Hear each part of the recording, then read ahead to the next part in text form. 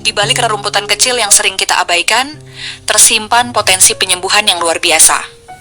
Video seri Herbal Nusantara episode 23 ini mengangkat 10 tanaman liar yang kerap terinjak, dianggap gulma, atau bahkan tidak dikenali, padahal masing-masing menyimpan sejarah penggunaan tradisional dan potensi ilmiah yang mengagumkan.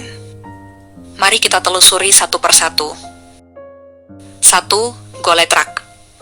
Tanaman ini dikenal juga dengan nama rumput demam. Ia tumbuh subur di tanah-tanah terbuka yang cukup sinar matahari. Goletrak memiliki batang persegi, daun lanset berhadapan, dan bunga kecil berwarna pucat. Meski terlihat sederhana, dalam pengobatan tradisional, ia digunakan untuk menurunkan demam, mengatasi bengkak, dan mempercepat pemulihan luka luar. Beberapa sumber menyebutkan rebusan tanaman ini dipakai sebagai penurun panas alami dan diminum hangat-hangat. Sifat antiinflamasi dan antibakterinya juga mulai diteliti dalam skala ilmiah. Tanaman ini banyak tumbuh liar di ladang, pematang sawah, dan pekarangan yang kurang terawat. 2. Bayaman atau ara sungsang. Dikenal luas dengan nama rumput Israel, bayaman atau ara sungsang sering dijadikan tanaman penutup tanah karena daya sebar yang cepat. Namun banyak yang belum tahu bahwa ternyata bayaman menyimpan manfaat pengobatan. Tanaman ini dikenal di berbagai daerah sebagai penurun panas, pereda batuk, dan peluruh dahak. Dalam pengobatan tradisional, daunnya diremas dan ditempelkan ke dahi anak-anak yang demam. Bunganya memang cukup mencolok, namun justru daunnya yang lebih banyak digunakan untuk keperluan medis. Sifat ekspektoran, anti radang, dan penenang ringan membuat tanaman ini banyak digunakan di wilayah Asia Tenggara, terutama sebagai obat rumahan yang mudah dijangkau. 3. Rumput jarem atau sisik betok. Dengan daun kecil seperti semanggi dan bunga ungu keunguan yang sangat mungil, rumput jarem tumbuh menempel di tanah. Dalam pengobatan tradisional, ia digunakan sebagai pereda nyeri otot dan pelancar air seni.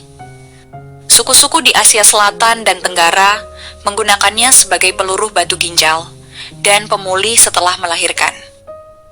Sisik betok juga dikenal dalam etnomedisin Ayurveda dan Tiongkok. Senyawa aktifnya diketahui memiliki efek antispasmodik, antipiretik, dan bahkan menunjukkan aktivitas hepatoprotektif alias pelindung hati dalam penelitian laboratorium.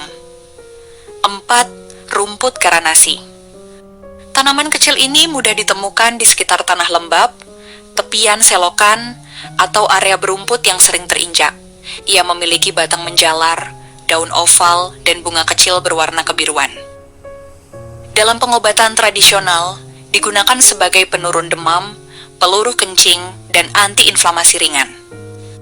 Daunnya direbus, dan air rebusannya diminum untuk mengatasi nyeri saat buang air kecil. Beberapa catatan menyebutkan penggunaannya dalam campuran ramuan untuk meredakan sakit kepala akibat panas dalam atau cuaca. 5. Babawangan. Tanaman ini tumbuh liar di lahan sawah atau rawa. Akar-akarnya kuat dan membentuk rumpun padat. Dalam pengobatan tradisional, babawangan dikenal sebagai peluruh air seni dan pembasmi cacing. Rebusan akarnya dipakai untuk mengatasi gangguan pencernaan ringan.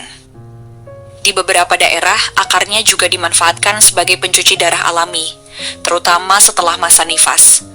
Meski belum banyak diteliti secara ilmiah, babawangan sering menjadi bagian dari ramuan tradisional di wilayah agraris. 6. Rumput pahit. Tanaman ini terlihat seperti rumput biasa, namun ketika diremas akan terasa pahit. Daunnya linier dan bunganya kecil berwarna putih kebiruan atau keunguan.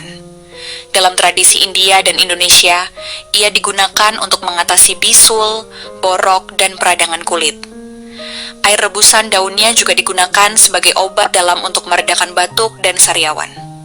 Rumput pahit termasuk dalam famili Commelinaceae dan memiliki kandungan antioksidan, serta zat yang diduga bersifat anti kanker ringan, meski risetnya masih terbatas. 7. Sintru. Tanaman merambat ini sering ditanam sebagai pupuk hijau, tetapi sebenarnya juga memiliki nilai pengobatan. Dalam pengobatan tradisional, daunnya digunakan untuk mengobati luka, gigitan serangga, dan peradangan ringan. Air rebusannya diminum untuk membantu mengatasi masalah menstruasi dan nyeri perut. Sintru memiliki sifat penenang, antiinflamasi, dan bahkan digunakan sebagai pakan ternak karena nilai nutrisinya tinggi. Dalam penelitian modern, ekstraknya menunjukkan efek antioksidan dan antimikroba. 8. Daun bulu ayam. Sering disebut sebagai salparni dalam pengobatan Ayurveda, tanaman ini dikenal mampu menguatkan daya tahan tubuh. Dalam pengobatan tradisional India, digunakan untuk mengobati demam berkepanjangan, gangguan pernapasan, dan sebagai tonik umum. Daun bulu ayam juga digunakan dalam ramuan Dasyamola, campuran 10 akar tanaman yang terkenal dalam Ayurveda. Ia mengandung senyawa flavonoid, alkaloid, dan saponin yang berpotensi sebagai antiinflamasi dan imunostimulan. Di Indonesia, tanaman ini bisa ditemukan liar di lahan kering terbuka dan dikenal juga sebagai semacam gulma pelindung tanah. Yang mungkin paling diingat dari tanaman ini, bagian biji yang kering akan menempel di baju dan cukup sulit dibersihkan karena lengket. 9. Wedakan. Tanaman berbatang lunak ini memiliki daun bulat menyirip dan bunga berbentuk kenop kecil yang permukaannya tampak seperti ditaburi bedak halus keputihan, sebuah ciri khas yang membuatnya mudah dikenali. Dalam pengobatan tradisional, wedakan digunakan untuk meredakan batuk, demam, dan gangguan pencernaan. Rebusan bagian atasnya digunakan sebagai obat luar untuk luka atau bengkak, dan ada pula yang menjadikannya bahan dalam jamu pahitan. Ia memiliki efek antiinflamasi ringan, dan di beberapa studi awal ditemukan mengandung senyawa antioksidan. 10. Rumput kancing ungu. Meskipun sering dianggap sebagai saudara dekat dari goletrak, Borreria laevis punya ciri khas yang membedakannya. Daunnya berbentuk lonjong memanjang, dan tampak memiliki rona keunguan, yang membuatnya dinamai rumput kancing ungu. Dalam pengobatan tradisional, ia dipakai sebagai peluruh kencing, anti peradangan, dan pengobatan luka luar. Air rebusannya juga digunakan untuk membersihkan tubuh dari dalam setelah melahirkan. Meski tampilannya sederhana, kandungan senyawa bioaktif seperti alkaloid dan tanin memberi tanaman ini potensi sebagai agen antimikroba dan antioksidan. Tanaman liar bukan berarti tak berguna. Justru dari gulma yang dianggap tak bernilai ini, masyarakat tradisional telah menemukan berbagai solusi pengobatan yang diwariskan turun-temurun. Ketekunan mereka mengenali, mencoba, dan mengembangkan pengetahuan inilah yang hari ini menjadi dasar bagi banyak riset modern. Kalau kamu suka video ini, jangan lupa like, subscribe, dan bagikan agar lebih banyak orang tahu bahwa kekayaan Nusantara tak hanya ada di hutan dan gunung, tapi juga tumbuh di sela-sela halaman rumah. Sampai jumpa di video kami yang lain.